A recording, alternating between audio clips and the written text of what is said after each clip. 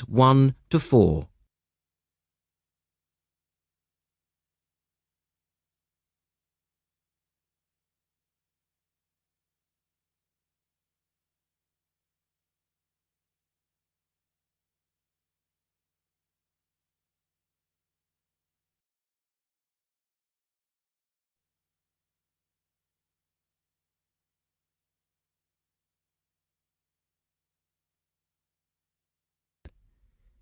You should answer the questions as you listen, because you will not hear the recording a second time. Listen carefully and answer questions 1 to 4.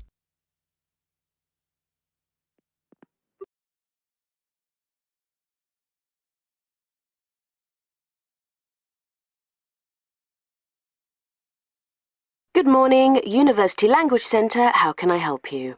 I'm interested in doing a language course. I did Mandarin last year and now I'd like to do Japanese. Can you give me some information about what courses are available at your centre and when they start, that sort of thing? Yes, certainly. Well, we actually offer a number of courses in Japanese at different levels. Are you looking for full-time or part-time? Oh, I couldn't manage full-time as I work every day, but evenings would be fine and certainly preferable to weekends. Well, we don't offer courses at the weekend anyway, but let me run through your options. We have a 12-week intensive course, 3 hours, 3 nights a week. That's our crash course, or an 8-month course, 2 nights a week. I think the crash course would suit me best, as I'll be leaving for Japan in 6 months' time. Are you a beginner? Not a complete beginner, no. Well, we offer the courses at 3 levels. Beginners, lower intermediate and upper intermediate, though we don't always run them all. It depends very much on demand.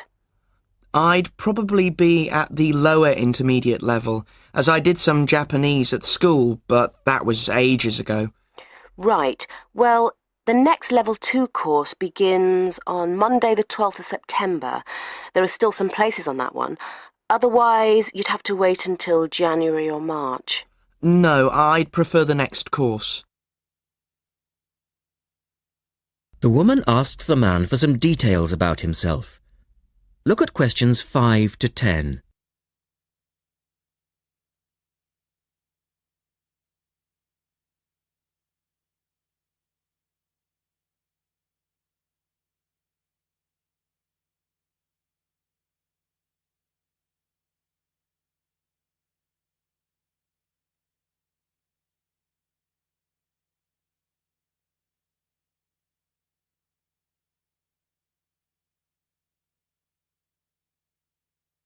Now listen to their conversation and complete the form. Right. Can I get some details from you then, so I can send you some information? Sure. What's your name? A family name first. Haggerty. Richard. Hagarty? No, Hagerty. Oh, okay. And your address, Richard? Well, perhaps you could email it to me. Right. What's your email address? It's Ricky45, that's one word, RICKY45, at hotmail.com. And I just need some other information for our statistics. This helps us offer the best possible courses and draw up a profile of our students. Fine. What's your date of birth? I was born on the 29th of February, 1980. 1980? So you're a leap year baby. That's unusual. Yes, it is. And just 1 or 2 other questions for our market research, if you don't mind. No, that's fine. What are your main reasons for studying Japanese? Business, travel, or general interest? My company's sending me to Japan for 2 years. All right, I'll put down business. And do you have any specific needs? Will there be an emphasis on written language? For instance, will you need to know how to write business letters, that sort of thing? No, but I will need to be able to communicate with people on a day-to-day basis. OK, so I'll put down conversation. Yes, because I already know something about the writing system at an elementary level, and I don't anticipate having to read too much. You said you'd studied some Japanese. Where did you study? 3 years at school, then I gave it up, so I've forgotten a fair bit. You know how it is with languages if you don't have the chance to use them. Yes, but I'm sure it will all come back to you once you get going again. Now, once we receive your enrolment form, we'll contact you. That is the end of part 1. You now have half a minute to check your answers.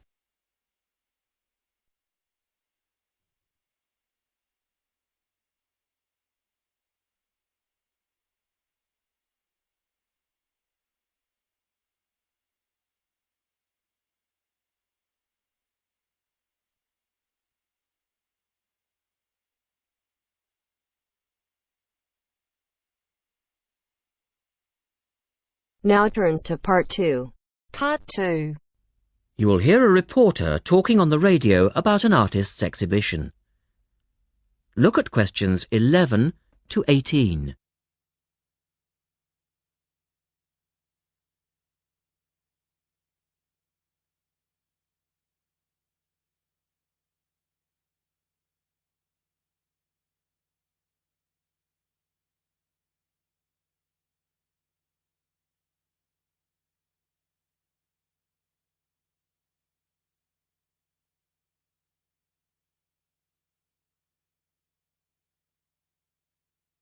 As you listen to the first part of the talk, answer questions 11 to 18.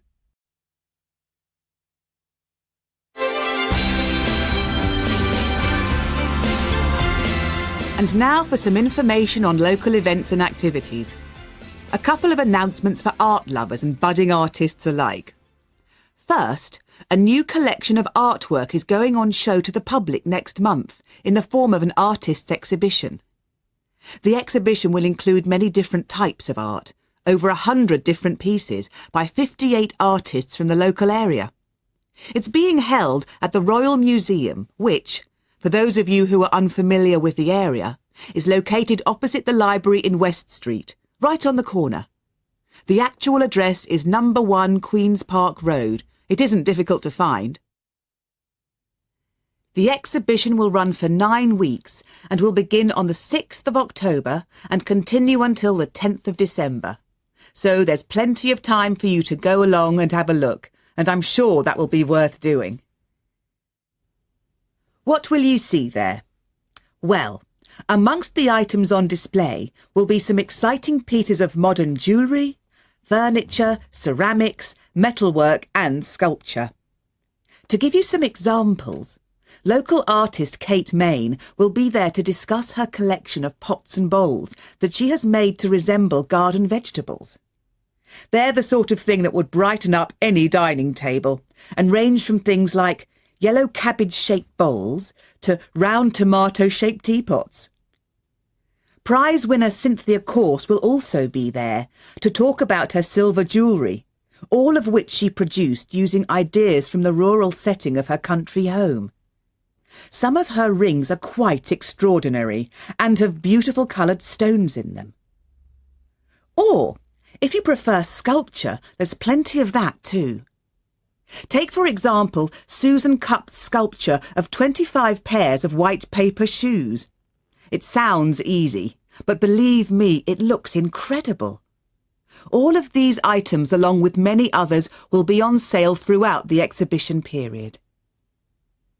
As part of the exhibition, there will be a series of demonstrations called Face to Face, which will take place every Sunday afternoon during the exhibition, and these will provide an opportunity for you to meet the artists. Now look at questions 19 and 20.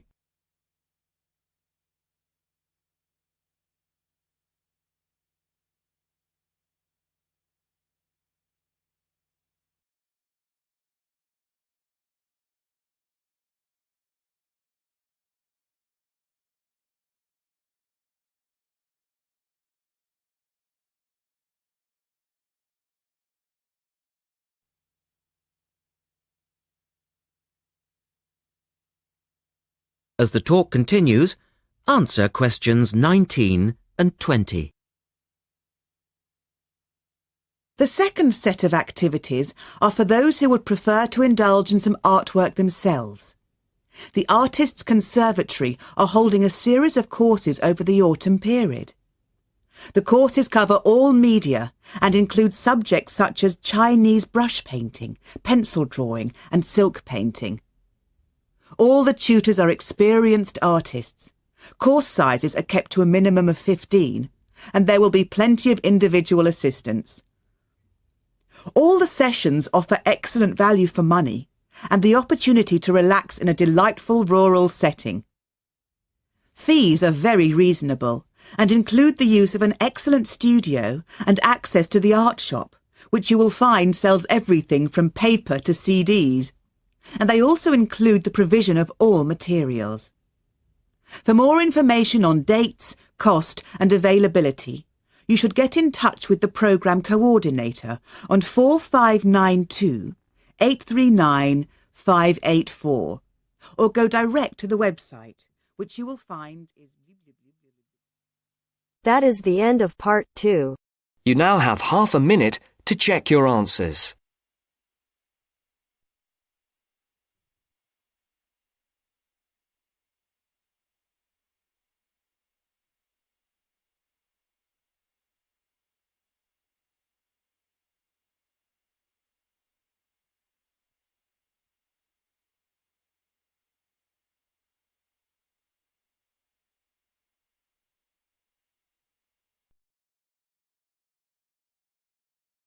Now turns to part 3. Part 3. You are going to hear a conversation between Anne and Marcia. In the first part of this conversation, they are talking about the commands of training dogs. First, look at questions 21 to 25.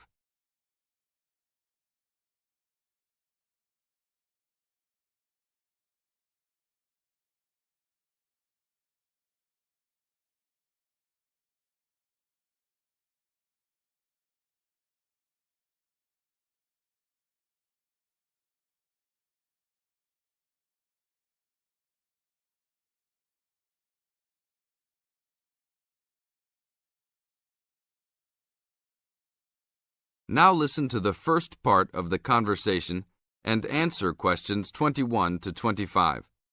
Complete the table showing different commands for different forms of dog training. So that research paper we have to do next, the one about how are different styles of training dogs, how do you think you'll approach writing it? You know, I've been thinking about it. I feel that the best way to write it is to divide the paper into 2 main parts. In the first part, we'd be analysing some examples of each style of training dogs. Right, what the styles are. After that we can talk about how each style can be used so that the dogs learn something different from each one. Indeed. Maybe we could draw a chart and compare examples of each style of training, one at a time. So the different kinds of training would be simple obedience training. There you would have things like teaching them to sit, stay in one place and so on. Right. So included in here would be simple audio commands like speak. Yes, basic commands are just spoken words, aren't they? And then there would be the more guard-oriented training, where the dogs are trained to know a specific place well. Patrolling and barking are probably the best examples, because most people have seen them in many places, especially in homes. And this would lead us to the attack dog training, which is physical as well as spoken, training the dog to knock someone down, and even biting if they have to. Right, so there's another category as well, sniffing dogs, which make up the searching category. I've read that in the UK, every major airport and government building has these dogs to search for all kinds of dangerous items. In the second part of the conversation, Anne and Marcia talk about all kinds of training and what kind of dogs they are suitable to. Look at questions 26 to 30.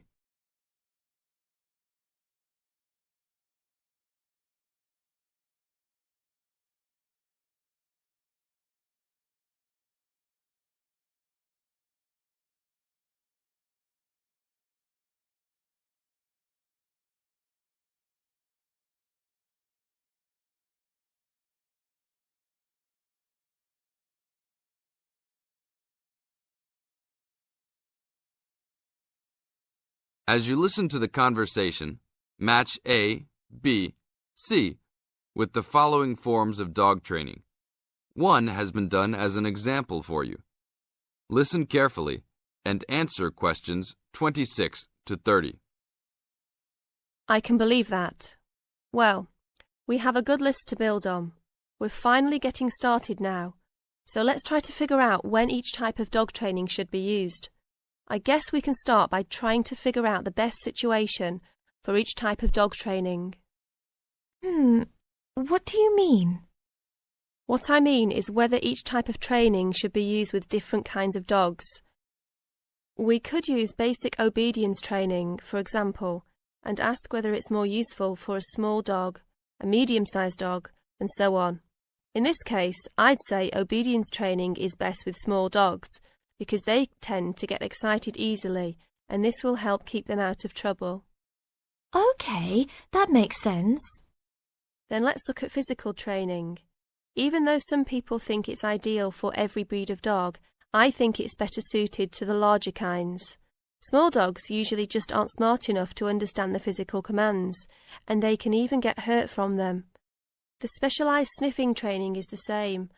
I think they're better with the more intelligent breeds of dogs, and they're hardly ever useful with really small dogs.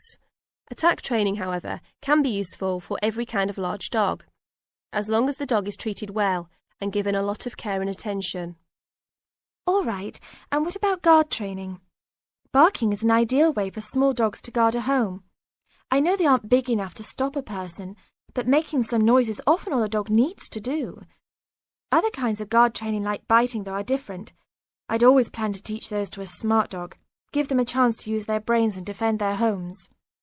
I'd have to agree. Trainers often just teach large dogs to bark at a person when they think something isn't right. But if they know how to use physical skills in a bad situation, they could save their owner's life someday. Yes, I suppose that different people would have different needs for their pets. Right, and different trainers would recommend different methods for different breeds. That is the end of part 3. You now have half a minute to check your answers.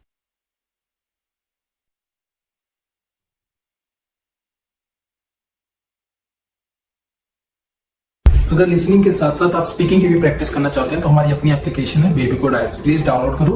App store और play store दोनों पे available है और link description में भी हमने डाल दिया है। और तो यहाँ पे आइल्स की लाइव क्लासेस भी देते हैं IDP अप्रूव्ड टीचर फ्री में।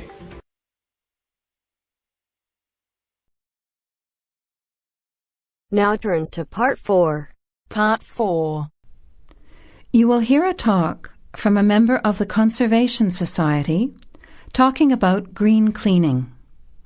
First, you have some time to look at questions 31 to 34.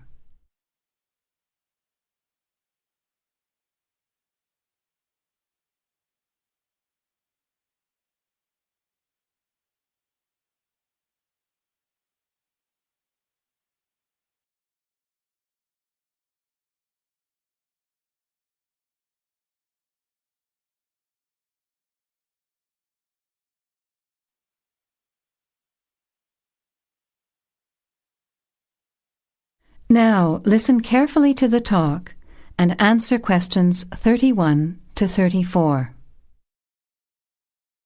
Good morning, everyone. It's a pleasure to be here as a representative of the Conservation Society to talk to you about green cleaning. In other words, about ways you can help to save the environment at the same time as saving money. I'll start with saving money, as we're all interested in that, especially students who are living on a tight budget.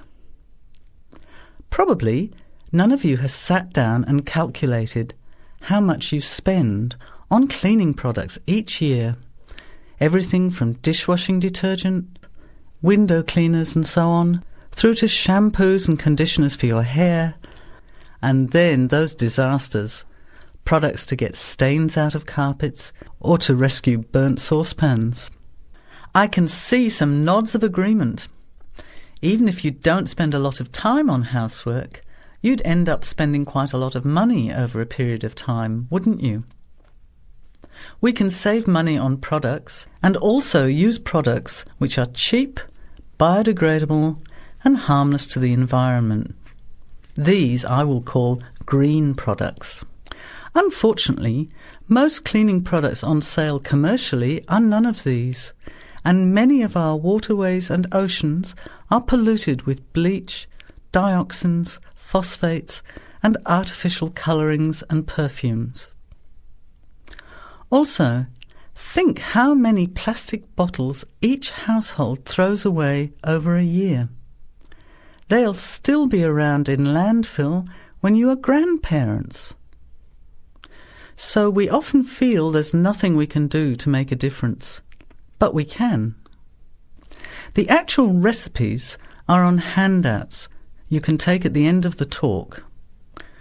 The sorts of ingredients I'm referring to are things like bicarbonate of soda, eucalyptus oil, ammonia, vinegar, lemons, pure soap.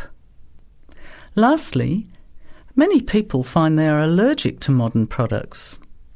So for all you asthma sufferers, keep listening. Nothing in these recipes should cause you any problems.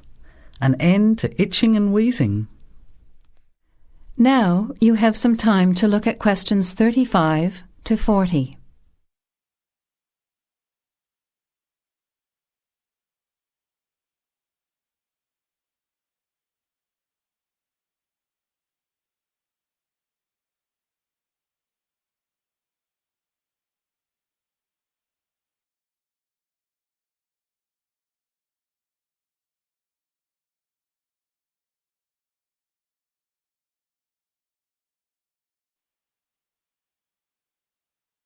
Now listen and answer questions 35 to 40. So, let's start with spills and stains. Soda water is wonderful as an immediate stain remover. Mop up the excess spill. Don't rub, but apply soda water immediately. It's great for tea, coffee, wine, beer and milk. As is salt or bicarbonate of soda, which will absorb the stain. Then vacuum when dry and shampoo if necessary. While we're talking about disasters, let's quickly look at some others that can be avoided. Bicarbonate of soda is wonderful for removing smells, especially in the fridge. An open box in the fridge will eliminate smells for up to 3 months. And those terrible burnt saucepans, either sprinkle with our good friend bicarb again and leave it to stand, or cover with vinegar and a layer of cooking salt. Bring it to the boil and simmer for 10 minutes, then wash when cool. Much cheaper than a new saucepan. Then there are heat rings on wooden furniture.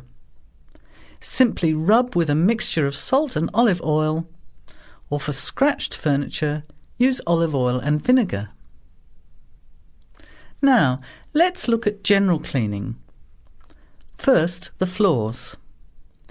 If your floor covering is made of slate, cork or ceramic tiles or lino, it probably only needs a mop or a scrub with vinegar in a bucket of water.